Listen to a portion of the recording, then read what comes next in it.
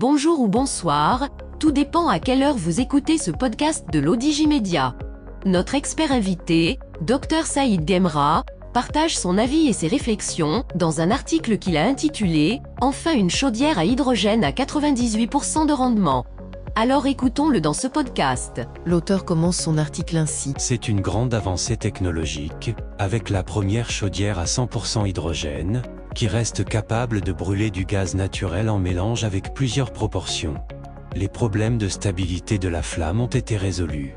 Cette technologie va pouvoir résoudre l'épineux problème de décarbonation de l'énergie thermique dans notre industrie, très particulièrement l'agro-industrie marocaine, et le textile, qui peuvent devenir à 2 à 3 $/kWh, sera nettement plus compétitif que les autres combustibles, sans compter la nette amélioration du rendement à 98%, alors que les chaudières actuelles tournent au mieux à 85-88% pour les fuels, et 90-92% pour le propane.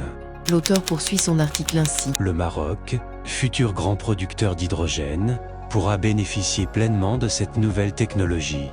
À court terme, il serait opportun d'engager la R&D dans ce domaine, afin de pouvoir fabriquer localement des chaudières H2 à plusieurs puissances, pour développer un savoir-faire, et une maîtrise technologique marocain en la matière. L'auteur conclut son article ainsi. Au final, l'industrie marocaine pourra connaître un avenir énergétique radieux, avec un accès aux renouvelables électriques pour la moyenne tension, et l'usage de l'hydrogène pour décarboner l'énergie thermique.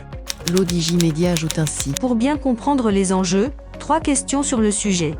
Une chaudière à hydrogène fonctionne en brûlant de l'hydrogène pour produire de la chaleur, qui est ensuite utilisée pour chauffer l'eau et alimenter le système de chauffage central.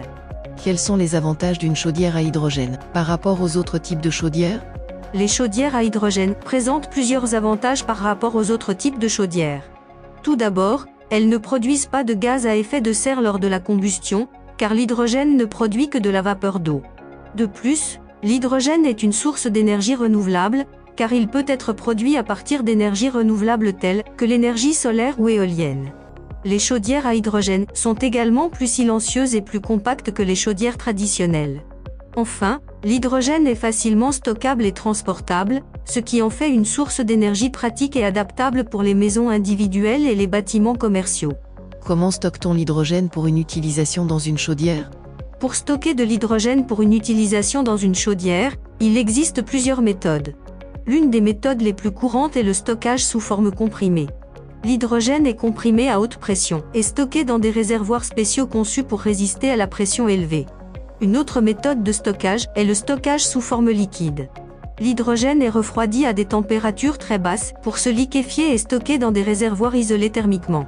Il est également possible de stocker de l'hydrogène sous forme solide, en le liant à des matériaux tels que des hydrures métalliques. Cependant, cette méthode nécessite une température élevée pour libérer l'hydrogène, ce qui peut être inefficace pour une utilisation dans une chaudière. Est-ce que les chaudières à hydrogène sont plus coûteuses que les chaudières traditionnelles? Les chaudières à hydrogène sont actuellement plus coûteuses que les chaudières traditionnelles, principalement en raison de la technologie émergente et de la production limitée d'hydrogène. Cependant, avec l'augmentation de la demande et des investissements dans cette technologie, les coûts devraient diminuer à l'avenir. De plus, les chaudières à hydrogène ont des avantages environnementaux significatifs, car elles ne produisent que de l'eau lorsqu'elles sont utilisées, contrairement aux chaudières traditionnelles qui émettent des gaz à effet de serre. Rédigé par Dr Saïd Gemra et lu par l'intelligence artificielle de l'ODJ Media.